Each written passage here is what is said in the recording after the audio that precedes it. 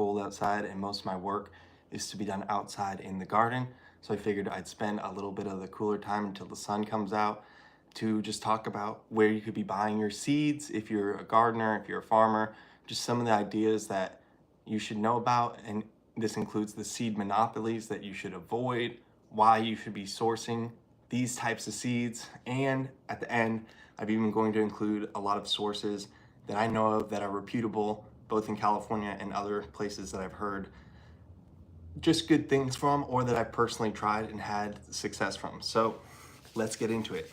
First of all, the seed monopolies. We've all heard of companies like Monsanto, which Bayer Pharmaceutical now owns, and we know that they do all sorts of shady stuff, from making all these agrochemicals that are really bad for us to making GMOs, patenting seeds, all that bad stuff. So there are 4 seed companies that basically rule the world, and I've got them pulled up right here.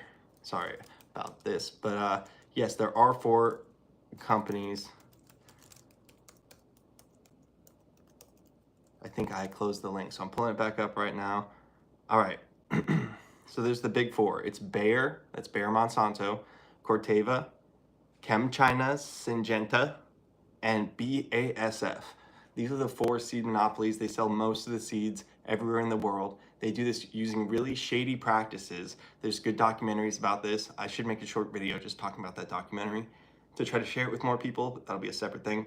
So these are bad guys. You do not want to buy seeds from these people. These are the corrupt capitalist overlords. They take advantage of people in third world countries. They use child labor. They're employing women for substandard wages all over the world to grow their seeds, their special little seeds that they produce in special research facilities in nicer countries. And so some people are making a lot of money, some people are getting squeezed out for generally nothing. And so you want to avoid these companies: Bayer, Corteva, Syngenta, and BASF. All right, now let's get into some good stuff. So you might have heard about heirloom seeds versus hybrid seeds. And one thing to know about this is an heirloom seed has been stabilized, the genetics. So if you plant the same heirloom seed off the seeds you got from growing that plant the last year, it's going to produce a similar type plant to the one that it did the year before. And all the plants you plant should be generally similar. It's not going to be exact. There will be genetic variation, but you're going to have a pretty stable genetic line. Versus if you have a hybrid seed, that means that you have different genetics in there and you're going to produce siblings that look like nothing alike. It's like having a lot of different parents, you know. So these ones are going to potentially grow really well the first year that you grow them, the hybrid seeds. But if you try to save the seed and grow it again, it's not going to produce true fruit.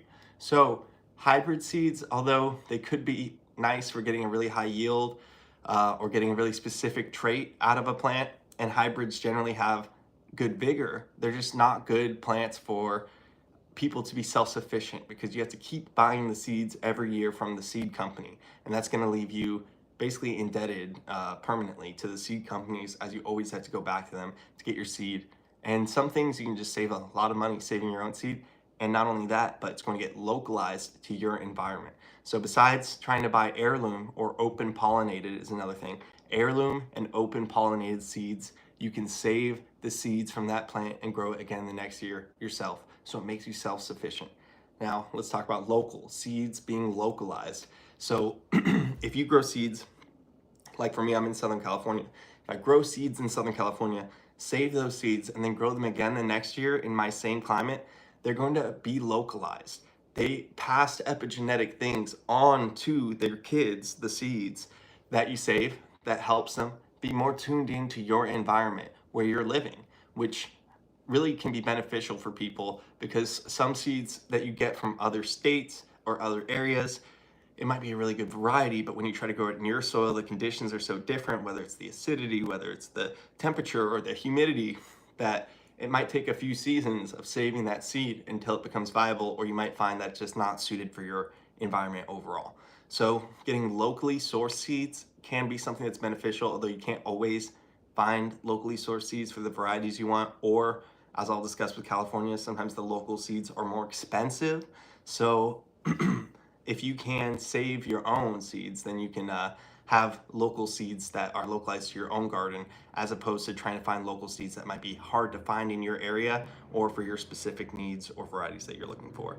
So all right, so in California, the land is really expensive. Everything's really expensive. So if you're trying to buy seeds that are localized to California and you're living in California like me, then the seeds are going to be like $4 a pack, $5 a pack, $6 a pack. So this is something to consider, and why it could be beneficial, especially if you're in California, to save some of your own seed so that you'll have localized seeds that are not overpriced.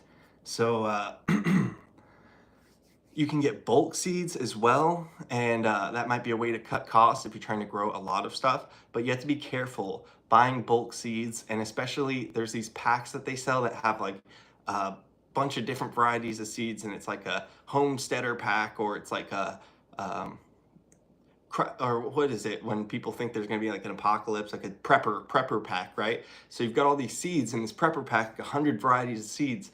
Well, what a lot of people don't realize is that if you don't plant those seeds out, then they're not going to stay viable. Different seeds have a different length of viability depending on usually the size of the seed and the casing of the seed. So so smaller seeds like carrot seeds that are really little and really thin, they tend to not stay viable for very long.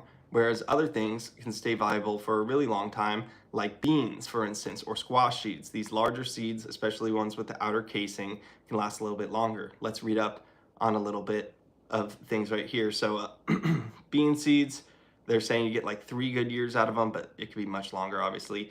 Beet seeds, about 3 to 5 years. Brassicas, 3 to 5 years.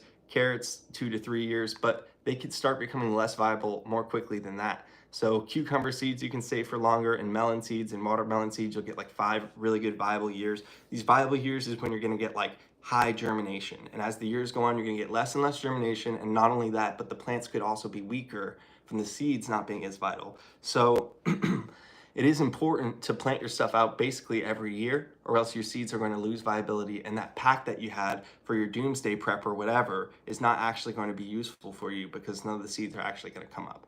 So it's really important to remember is that not all seeds have a long-term viability. So if you are trying to have a doomsday prepper pack, you should do some research on which seeds keep their viability for a longer period of time, so you can have the right seeds so that you know that they actually have a chance of germinating at a later date, as opposed to being like, why aren't these seeds sprouting? I thought I was prepared, but you weren't prepared at all. You have to be constantly growing them out and collecting the seeds at least every couple of years, so that you can keep the seed line going strong and make sure that you get good germination. You're not gonna have to waste a bunch of time. All right, moving on. So I sell some seeds on my website.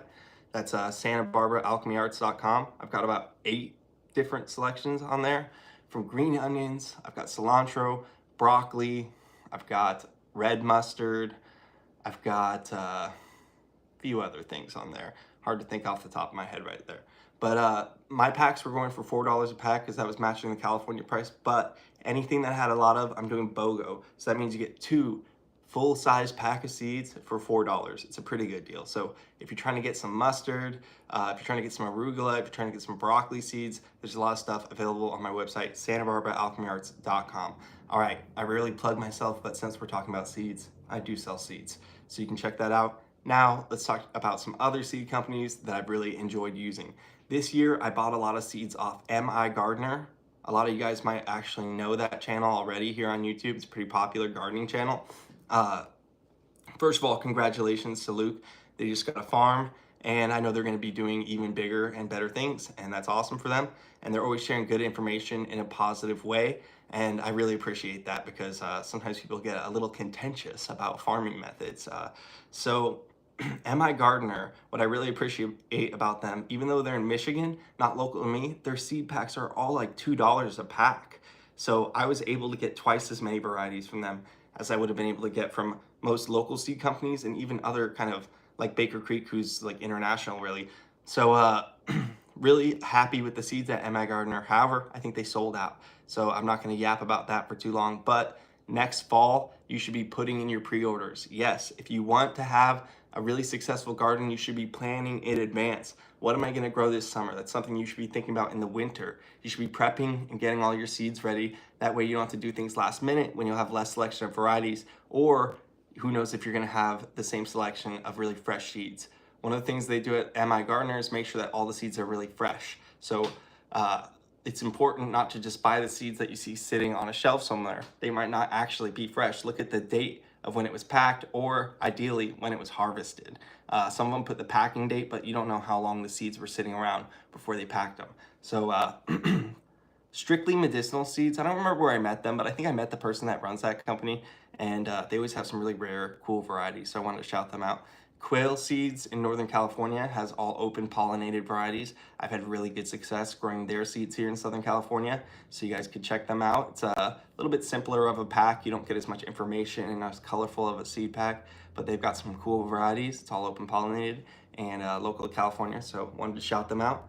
I'm growing a lot of garlic this year, and although there are many places to get your garlic, there are a few places that have a ton of different varieties. So Mad River Garlic Growers, can't remember what state they're in, but they're not in California, but they have a huge selection of garlic. But again, just like with the MI Gardener seeds, you got to hop in there as soon as their garlics become available in like the late summer, fall for pre-order. Get in there and pick out your varieties, because many home gardeners know that if you want to grow a specific variety that's highly sought after or that not a lot of people are offering, you got to get in there and pre-order. So Mad River Garlic Growers. I'm going to try to put all these links at the bottom of the video if this video gets any play, so that people could access these seed companies. I want to put links to the websites.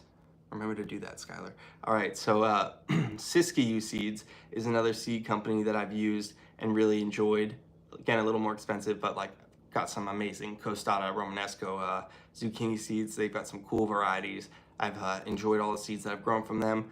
We've got High Mowing Seeds. I've heard a lot of good things about them from people, so I figured I'd shout them out just to give you a few more different options, you know.